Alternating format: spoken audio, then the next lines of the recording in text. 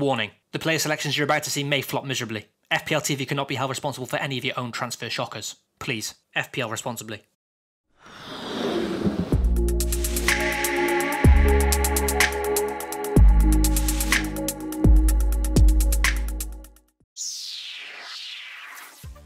Hey guys, and welcome back to the Fantasy Premier League Point Predictor, the series where I select 5 players that I believe will score 4 points or more in the upcoming FPL game week. Within these selections, I must include one defensive option, alongside 2 midfielders and 2 forwards, with one of each of those having to be valued below the price of 8 million. Also, I'm limited to choosing just one player per team.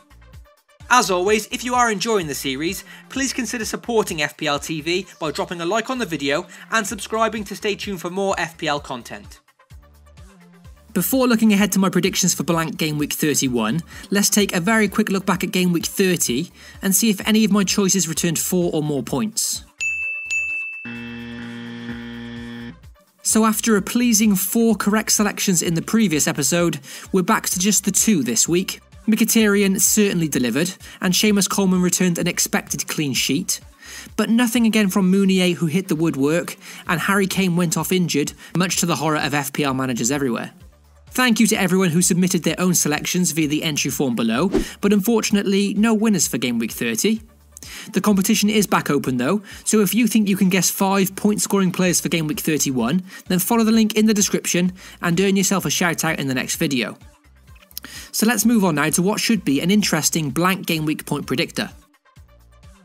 We'll kick things off with my defensive option. Now, being a game week with the lesser attractive FPL teams, it was difficult to pick out a clean sheet here. Huddersfield may be a popular choice for the defensive options this week, but Crystal Palace haven't failed to score an away goal in their last 7, so I'm avoiding them, and in the end I'm selecting a Stoke City player, that player being Maurice Bauer, who arguably offers Stoke's most attacking threat from defence.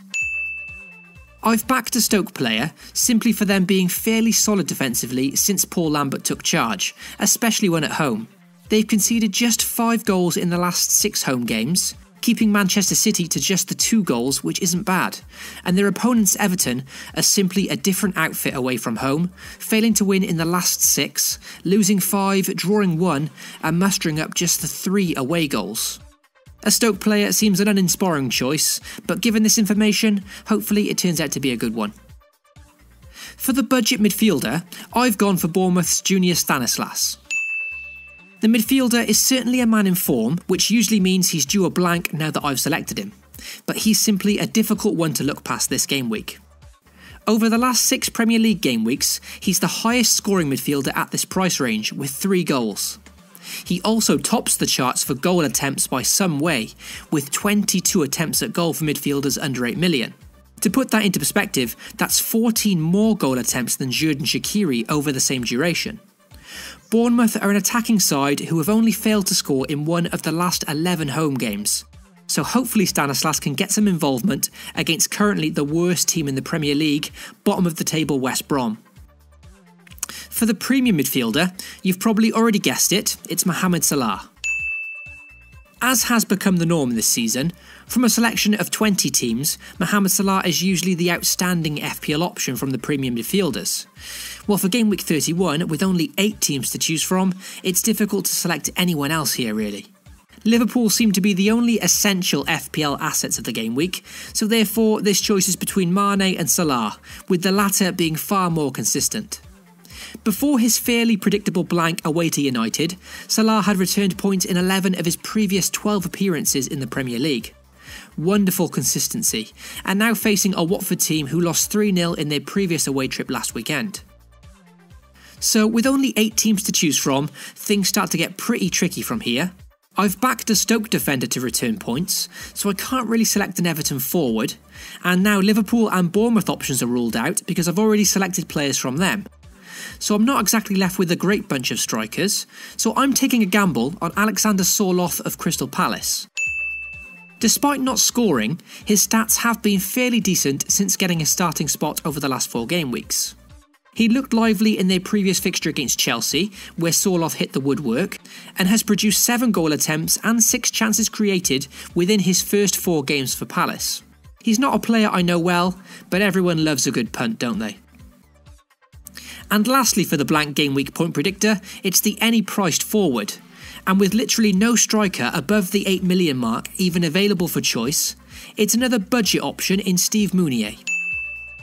I selected this guy last week and he very narrowly missed out on some points due to a wonderful save from Fabianski.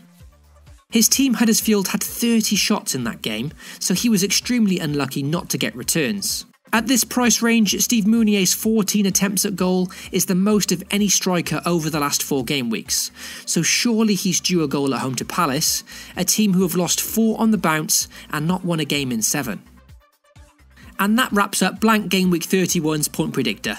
My 2 striking options play each other this game week, so it's a bit of an ask for that to come in, but with so few teams to choose from, I was always going to get some clashes. As always, I really hope you enjoyed this episode, and be sure to get involved with your own choices in the comments or via the entry form below. Before I go, just a very quick update for my subscribers. I'll now be going away on holiday for 2 weeks during the international break, so unfortunately it's likely I won't be around until after game week 32. So if I don't see you before then, have a great couple of game weeks, continue to support the channel, and I'll catch you all when I get back.